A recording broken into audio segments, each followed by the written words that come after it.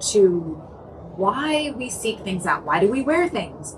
What are we doing with makeup? You know, is that like fresh face era or grunge era? That's all expressing like the vibe in the world, how you feel, the stage of your life. There's so many ways for you to use these tools. And that's for me, being the geek coming out of, you know, being a psychology major, etc. Like,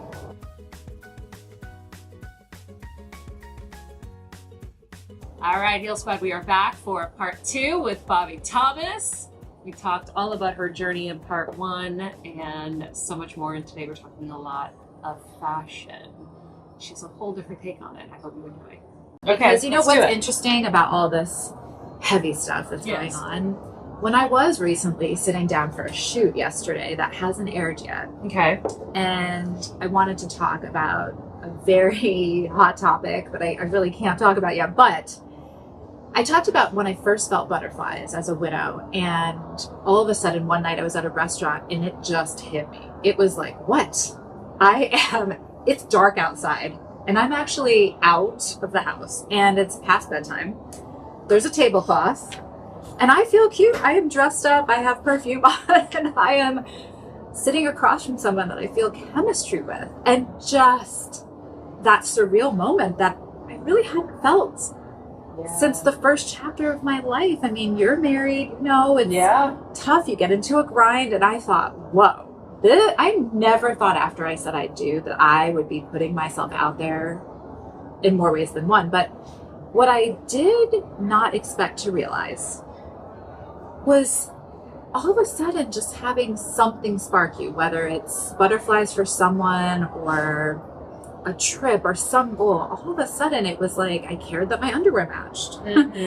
And I took a spa shower and I would shave my legs every time I got in the shower. Or I really remembered that feeling good and investing in me for me and not for somebody else, but just that excitement matters. And so much of what I've talked about over the years, whenever I did a segment on fashion or beauty and really talked about that, style is self-expression. And I have beat this to death in my book. I mean, I really refuse to give my book, The Power of Style, to any publisher who wanted to cut part 1 out, which was what's under the dress.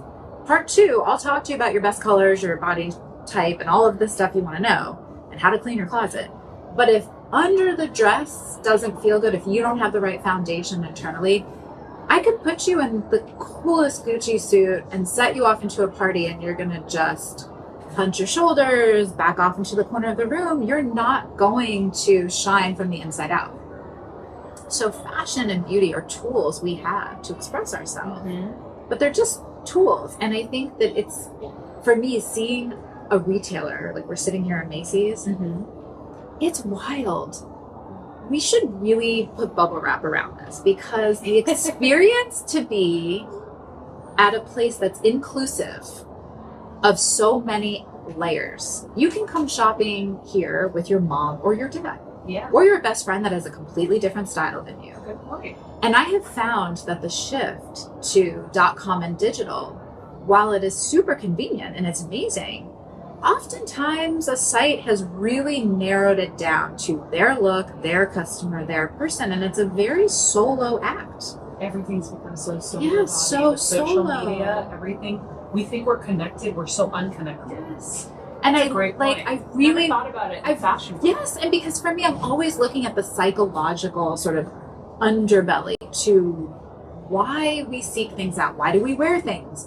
What are we doing with makeup? You know, is that like fresh face era or grunge era? That's all expressing like the vibe in the world, how you feel, the stage of your life. There's so many ways for you to use these tools.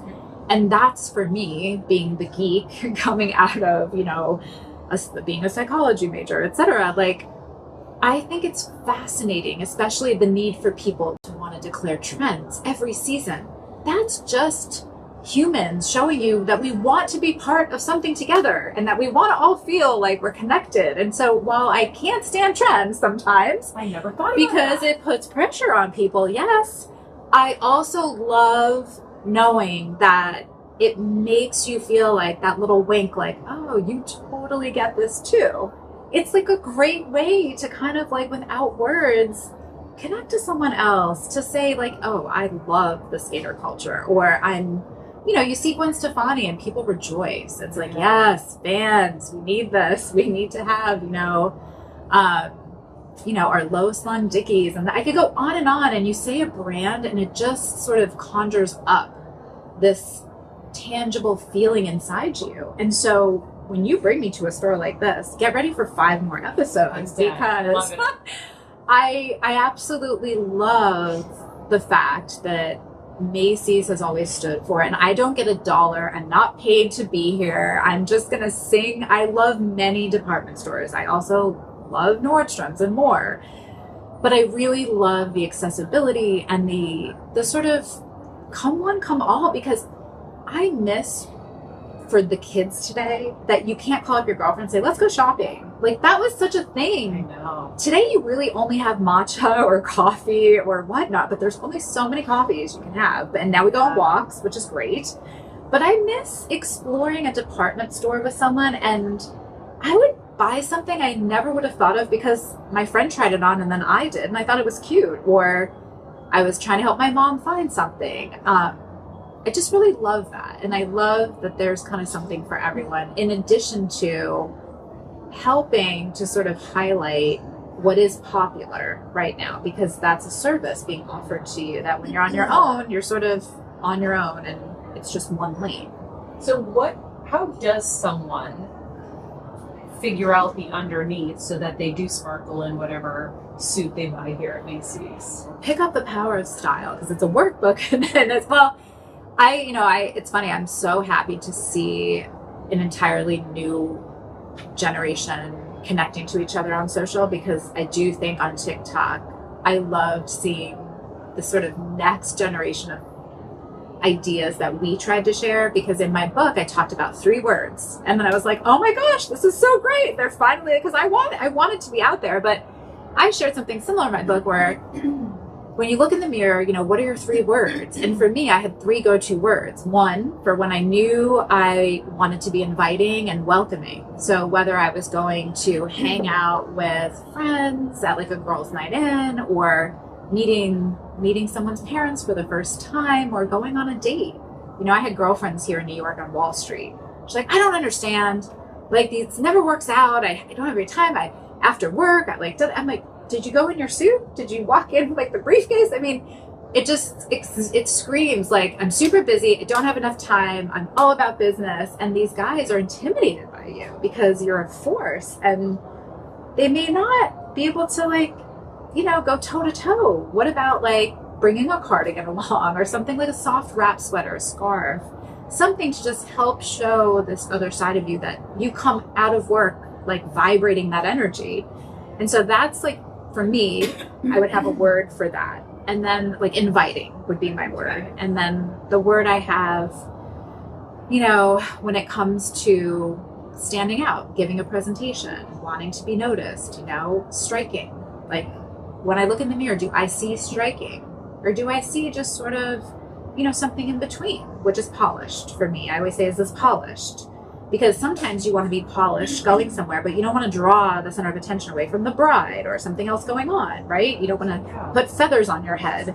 So having your 3 go-to words was my trick. And when I knew and I looked in the mirror, you sort of want to convey who you are in the right space and time. That's a big thing, because some people say, well, you should be who you are all the time. That's like, yes. But we're different. Yeah. We're different all the time. Yeah. We're chameleons in and of ourselves. And also where you're going, everybody will say, well, what's the dress code? Or what are you wearing? What's right? Because it's, again, our humanity. It's our way of paying respect to other people, or feeling connected to the group or the occasion. Yeah, like when I worked at Nightly News, I knew it was a serious news channel. Yes. A serious news show. So I usually wore a black turtleneck, ponytail, Elizabeth called this much, and then, slacks, and just kept it very simple and clean, because it wasn't about me. But then I'm on Access Hollywood 2 hours later, and I'm like all, because you trended, want them young, to trust fun, you fit in, and you're a voice of who you're talking to.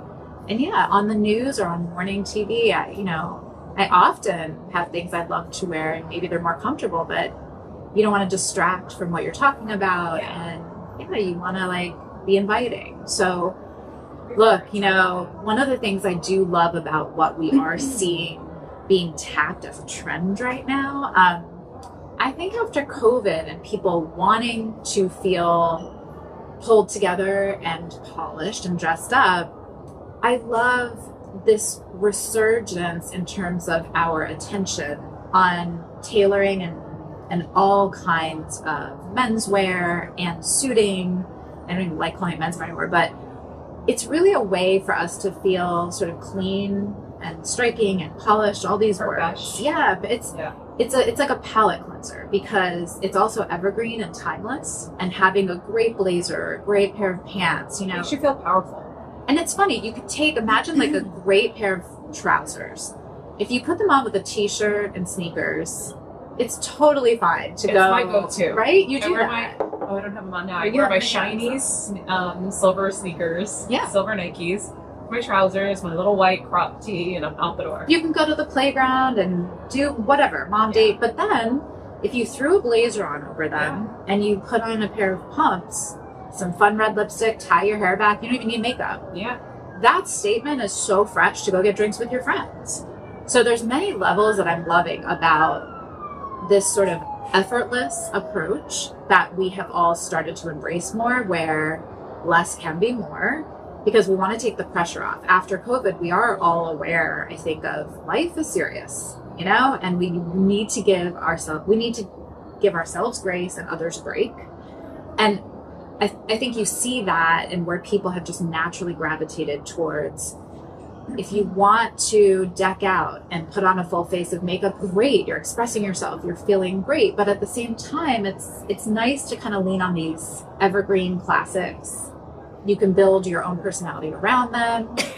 You can use them to sort of, like I say, anchor your wardrobe and more. So I do love seeing and there's a blazer for everyone, by the way. Mm-hmm. There's a crop blazer, there's an oversized blazer, there's a fitted blazer, there's a leather blazer, there's a, mismatched button down leather blazer. Yeah. So, there's something really for everyone in the trend itself. So I really do think take advantage right now of finding yours, because you can find your version of that trend, and you'll see it at such great price points, because the good thing about tailoring and suiting being in vogue is it's being mass produced, and that cuts cost. So you're going to be able to get something that will work for a long time and probably well made. It doesn't mean that it's not well made if it's more affordable. It just means you've scored. They've made more, and sometimes, yes, you'll have to pay attention to the fabric, etc. But, what's another thing I really love right now? Sneakers. This has been around for a minute, and it's not going anywhere, because once we took off the heels, ladies, because when you and I were growing up, it wasn't so cool. Oh my God. We had Katie Holmes started the flats. Do you remember that? Yes. She started the ballet flats. And I was like, I remember at the time starting to design backpacks, because I wanted to create a backpack line, and I was taking it out everywhere, and I'm like, I'm going to make backpacks what Katie Holmes made flat shoes, because I'm tired of going like this with a heavy bag. We need to evenly distribute. And my husband was like leading the charge behind the scenes with me. It's like, you girls are crazy carrying these big heavy totes. And so, I feel like sneakers, that's why I love my Nike platform sneakers. They help me with my long trousers. They're statement. I love a statement shoe. Everything else can be simple. That's why one of the brands I love is Betsy Johnson's shoes, because they're all statement shoes. So they're so cute. They'll pop any outfit, because I just love jeans and a t-shirt generally. I'm very casual with my wear unless I'm on TV, and then I know I have to take it up a notch. But you got to find your thing, right? Yeah. Some girls love their hoops. You're going to get a great pair of hoops. You might have 6 different pairs. They could be like yours, Maria. From on 34th, Macy's new brand. Love it. Yeah, maybe you're a hoop girl. Maybe you're a shoe girl, like SJP. I probably should bring a picture along my closet, but I still collect heels, even though I wear them so much less, because when I do put them on, I don't know, it's like magical. It makes me feel things. Just like I could, conquer whatever. I am on the petite side. So I just love a heel. I don't love keeping them on forever. I don't like walking. So I do love that, even with, I would say, sneakers or kicks or whatever we want to call them, there's something for everyone again. You could really get a classic. You could go for something that's glam. You could find something that's completely sneakerhead sporty. It's really nice because yet again, another trend that we've seen really take on something for everyone. And that's where I'm conflicted sometimes with these trends, where I love it because it creates like this community. Everybody's buzzing about, this limited edition that and whatnot. And even like, Macy's having the platform X. Like I got now. These are like so really great cool right now. So that's that. So the blazer, the the sneaker, and just pants coming back, because I think we were in an era for so long of dresses, and now it feels like pants have just not only swung back in, but they are having a moment right now. Like whether all it's different kinds, everything, skinny, baggy, low rise, high rise, everything. And it's so funny when you see an article or a post, it's like, high-rise jeans are out, low-rise is in. It's like, no, they're all just got them all here, and you've got to pick one. And what's your thing? Are you a hoops girl, a shoe girl, a low-rise baggy cargo pant girl? Because that's having a whole resurgence too. I mean, remember Bella Doll era? Oh yeah, all of that back in the day. It is kind of crazy to see it come swing around. Your mom told you it would, and you're just like, here it is. Oh no, I keep little pieces that I know I'm never going to get rid of. Bobbie, we could do 50 segments. I know. And we probably will have to do another one at some point. Come to LA. I would love to. Well, I haven't even been able to. I want to flip the script and interview you, because I'm dying, and I'm going to beg you off the record how it feels to be a new mom. Oh my gosh, it's the best thing ever happened to me. And you have a girl, I have a boy, so I really want to pick your brain for, are you going crazy with the wraps matching with the binky? Nope, Just eating her right now. Honestly, it's so funny. I could care less what she's wearing. She usually looks like a boy. She's got mismatched things, and I don't care. I just love her. That's all I care about. See, I don't know this because I have a boy, so I always I thought I would be all about it, and I don't want to do all the fancy head things and all the bows, and I don't know. Maybe when she's older, I'll change. But right now, I mean, it really is kind of survival mode too. With an infant, you're changing, feeding, doing all this stuff. But I am just so grateful, having had a long journey to have her too. Just so grateful to have her. The only thing I see is her face lighting up. I don't care about her looking so cute in her outfits. She'll probably hate me later in life and be like, Mom, what did you put me in? No. But I'm just curious, because everybody moms differently, and even if you do love that stuff, that's okay. Yeah. It's just fun to poke your, Maria's brain. For years, I think you should sit down with hubby and really talk about he's been by your side through so much, and working together and being a couple. I feel like there's so many gems. I'm sure you have done interviews and all of that, but to sit down, it'd be so cool to see you with other couples, kind of sharing. We just did one actually with Emily Ford and her fiance. I don't know if it aired yet, but if it hasn't, it will. Has it aired? Not yet. Oh, look. So we did a couple of me on time. Yeah. We just did it. I'm really excited to listen and hear, because going through stuff and what we talked about in the beginning, it takes a toll on people who love you, and it's hard for them to see you go through that. And I remember when Michael was here and I was going through IVF and everything else, where did they find strength? How did he dig in? And vice versa. Yeah, he's pretty strong, that one. And he's really. I took a picture once, and actually we'll post it for this. I took a picture of me, my mom, and my dad all pulling at different appendages of his, because we all need him so much, and he helps all of us. And I'm just he's Gumby.